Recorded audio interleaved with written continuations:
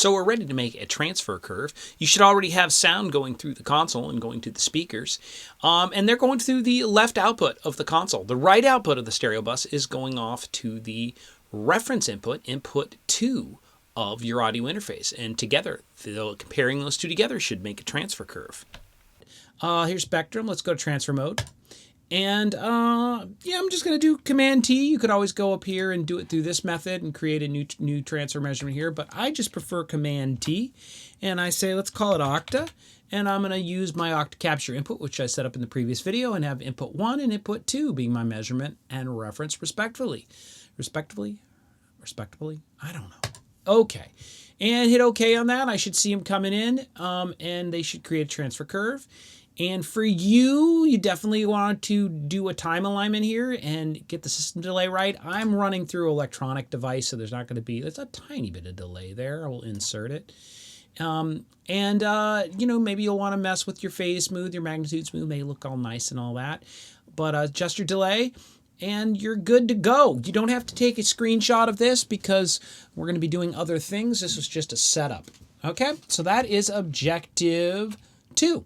Objective 3 is create a transfer curve now with Smaart as the sound source, the signal generator. Right now you're using your phone. Turn your phone off.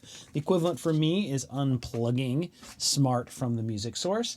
And we're going to set up the signal generator so your output of your interface needs to drive the console. So 1/4-inch XLR, some cables like that are probably required. Once you got the output of the interface driving the console, go set up the signal generator. I usually do it by clicking that button right there. And set it to pink noise. And usually the level defaults to -48. That's pretty low. So I usually crank that up. And for setting up your outputs, you may need to do this, you may not. If you go into your configurator, go to your I/O tab, go to your output tab. I normally turn off all the drivers I don't want to use. And I will, in this case, I just want to use the output of Octa Capture, and I'll set up my first two outputs of Octa Capture. With that configured, when I go over to Signal Generator, I'm not faced with a million choices here. I just have Octa Capture.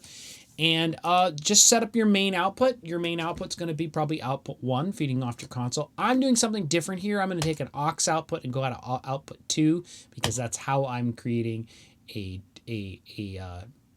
doesn't matter. That's how I'm doing for this video. And we'll do this and hit OK. And I should be able to turn on my noise generator now. I haven't actually patched it yet, so let me patch it. So I'm just patching on my 2 outputs of Smaart just to show you that I can achieve this.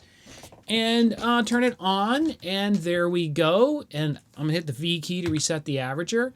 And you can see I'm a little louder on my reference input, so I'm gonna turn down input 2 till they stabilize. Interesting that there is a high frequency, no, that's just a little bit of phase shift, just ignore that.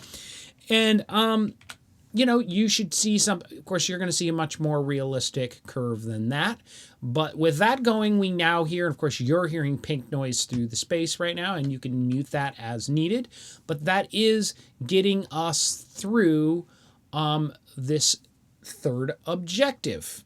We'll end right there and start another video.